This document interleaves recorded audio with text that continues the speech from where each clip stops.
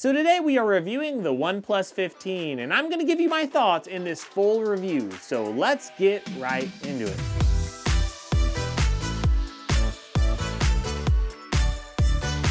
So OnePlus has always been known as that flagship killer, but this year things seem to be a little bit different. On one end, OnePlus is really pushing the envelope with performance. We have a way faster response time as far as the screen. We have a way better refresh rate. So with that refresh rate change, with the response time, with the power that we have in the Snapdragon processor. This is the Snapdragon 8 Elite Gen 5 processor, so it is flying through everything. If you add all of that together, this phone is going to be one of the better gaming phones you could buy, and one of the better high-performing phones in a reasonable package. Not to mention the battery life is insane, and the charging speed is still way better than Samsung's, and when Samsung keeps upping their price, OnePlus is keeping it consistent at $899. So there are a lot of things to love about this phone, but on the other hand, OnePlus has made some compromises this year that we also have to talk about.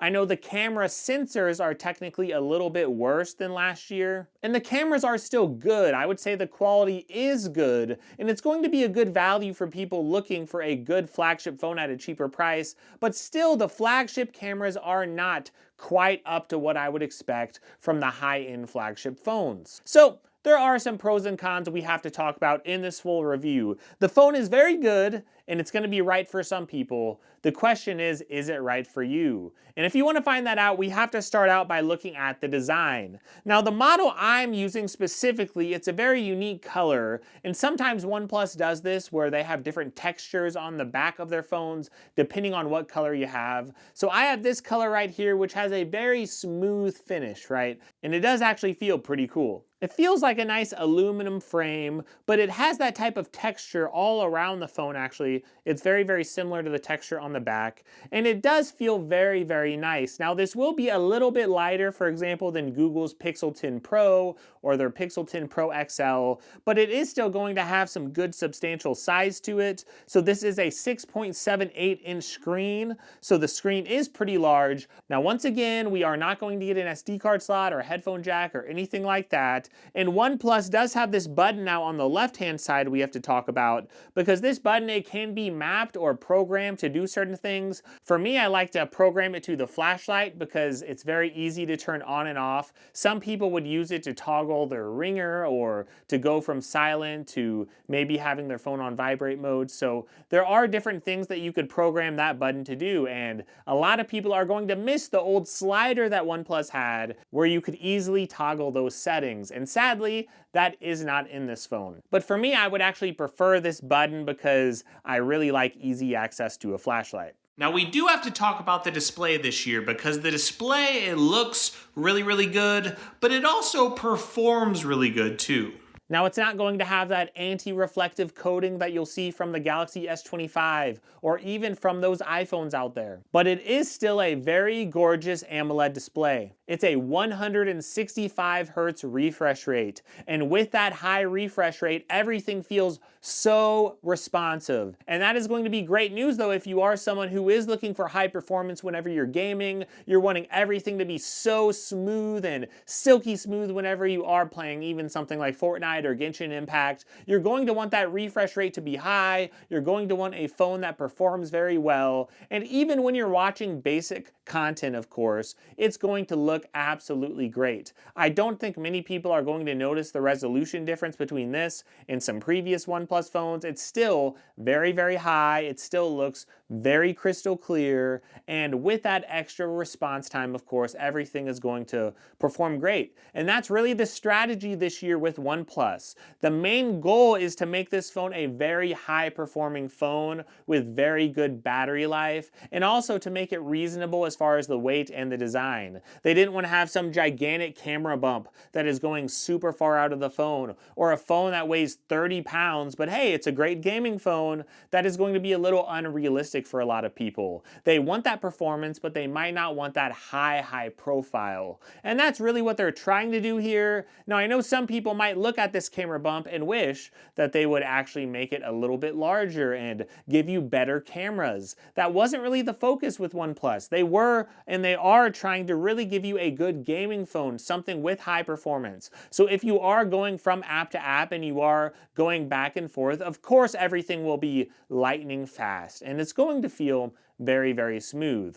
Also, whenever you are gaming, like I said, it's absolutely no problem at all to play something like Genshin Impact on the highest settings, or to play other games out there, of course. You are going to be able to max out those settings and play those really well. A lot of Android games don't even need that, but either way, you're going to have those options with this phone. So if you're wanting the best performing flagship phone and wanting a phone under $1,000, that is the strategy. And one thing I want to remind you of is a lot of phones out there like Samsung, we are hearing rumors this year that the Galaxy S26 Ultra is going to be at a higher price point. We're hearing rumors that a lot of these flagship phones are going to go up in price by another $100. Of course, they'll give us a little extra storage or something to smooth it over, but realistically, they are trying to up those prices. So to keep this phone at $899, it really is, at least in the US, going to be a very good flagship phone killer. But once again, just like past OnePlus phones, we are seeing those compromises that are there. In the past OnePlus, they would normally say no water resistance or no wireless charging, and their cameras would normally be a little bit behind. But now we are getting a phone that is very, very durable, and I should mention that because it is a big part of the design. So this phone, it does have that IP68 rating, the IP69 rating, so it's going to withstand some crazy temperatures. It's going to be able to withstand, of course, water or dust, assuming it's not full of a bunch of chemicals in the water. You're going to have a good experience with durability on this phone. So the big thing that OnePlus is wanting to do is give you all the right things. So once again, in the US, I think this is going to be a very solid option for some people if they are willing to deal with some of those compromises. And those compromises might not mean a whole lot to you if you love a high-performing phone. Even with UFS 4.1 storage, 12 gigs of RAM in the base model, this phone is going to be great. Now we will talk about those compromises and we will talk about the cameras here because they are good, but they aren't perfect, and we're gonna get into that right after a word from our sponsor, Whisker.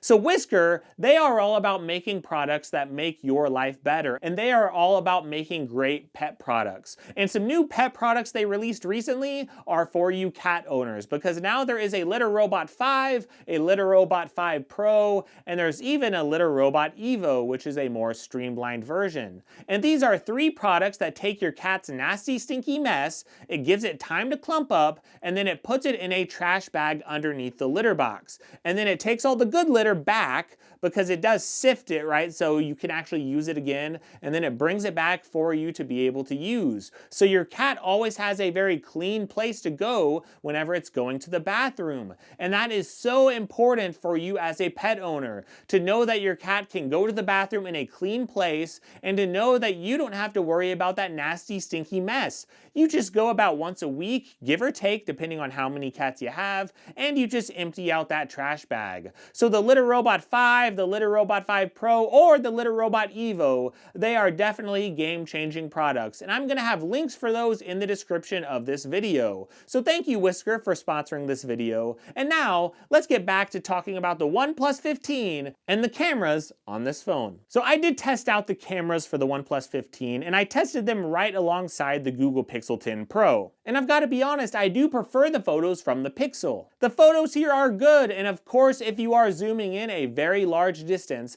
this phone can technically zoom in up to 200 times on the camera. Now, even against a great phone like the Google Pixel 10 Pro, there are still going to be situations where you will prefer the photos on the OnePlus 15. Even with some of the zoom shots, I was actually getting some good photos in certain situations. So the OnePlus 15 is still a very good camera sensor, even with some zoom shots that you get out in nature, but it's not going to be perfect, and I still typically lean a little bit towards the Google Pixel 10 Pro in day-to-day photos. Now, whenever you are taking photos of your family or taking photos in nature, the photos are going to look really, really good, and you might appreciate the color science and the amazing photos most you could get here out of these sensors. But I will say, technically, the hardware in this phone, the hardware in the cameras, it is slightly worse than the camera hardware that we saw last year from OnePlus. So that is a little bit of a minor downgrade that OnePlus is having here. But if I'm honest, it doesn't really feel like a downgrade because the photos are actually pretty good and I've really enjoyed the cameras. The cameras are impressive to me. They do take great photos of my family and the video quality is also fairly good. But it's not going to be the best on Android or the best on any phone. It's going to be a step below, I would say, some other Android flagships. So if you are interested in a phone that has high-end performance and you're okay with a camera that's good, but not the best, well, this phone still might be right for you. So is this phone perfect? No, it's not, but it has a lot going for it. It has faster charging than you're gonna get on something like a Galaxy S25 Ultra. But also it does have reverse wireless charging, of course. You get the great dust resistance and water resistance. The fingerprint sensor is so lightning fast in the screen. It is absolutely incredible. So if you factor in all of those things, you are going to get tremendous performance out of this phone. It is going to fly through everything. The screen's going to be great. The cameras are going to be good, but you're not going to pay quite as much as an S25 Ultra. So this phone is very, very good. This phone is going to be pretty large, and it does have a big battery because this does have a 7,300 milliamp battery, and this phone lasts all day long. Of course, it is using that new battery technology, which means it's going to get much better battery life than the Google Pixel phones or Samsung phones. So I absolutely love the battery life here. I think it's amazing. I will end days on 50 or 60% of battery life when I would maybe end at 20% on another phone. So the battery life is one of the best features. The charging speed, and when you factor in a lot of these things, performance, battery life, charging speeds, and refresh rate, a lot of these things are going to be better than what Samsung is giving us today.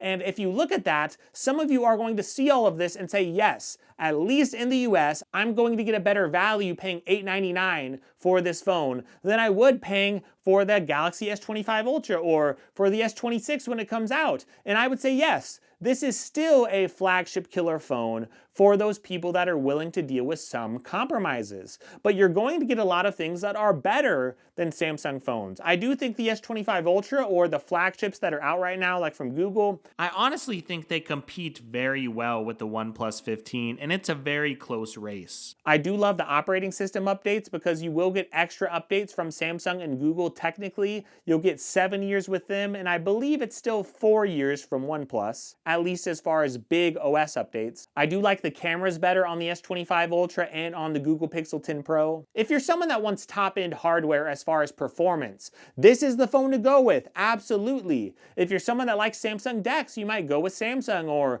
if you want an S Pen, you might go with the S25 Ultra. It really does depend on the person. Maybe you prefer Google Pixel cameras, or maybe you prefer the cameras from Samsung because I love their pro camera features that they have. There are a lot of different options, and it's all about what's best for you. This phone is catered to people who want high-end performance, and they want a phone with a lot of great specs, and it really comes in at a good price. They didn't raise the price, and I know a lot of other flagships are going to raise their prices eventually, at least from what I'm hearing. But I think this phone competes well at the price point it's at. I would recommend it. It just depends on what you're looking for in a phone. Now, if you're wondering when you can pre-order this phone in the US, I would say you should be able to pre-order it soon. They are waiting on some additional certifications. I know this phone is currently going to be available for pre-order today in Canada, so that is awesome news for those of you out there. And for those of us in the US, we might have to wait just a little bit longer. Now, if you're watching this video a little bit later after I posted it, it might already be available, so make sure to check those links in the description. And from what I'm hearing, the phone should be available for $899 in the US for the base model. Now, OnePlus did technically send me this phone to review, so I am appreciative of that, but OnePlus has no input at all in what I say in this video, and all of the thoughts in this video, they are my own. So hopefully this review has helped you. If it has, please give me a like and give me a sub. That would mean a ton to my channel. Another thing you could do is check out some other videos if you get a little bit of time, because I cover a lot of Android Android products. I also have links in the description if you are interested in checking this phone out. And no matter what you're going through in life, and no matter what in the world is happening, I just hope you can have a great day, and I really, really hope, even if life gets hard, I hope you enjoy your week.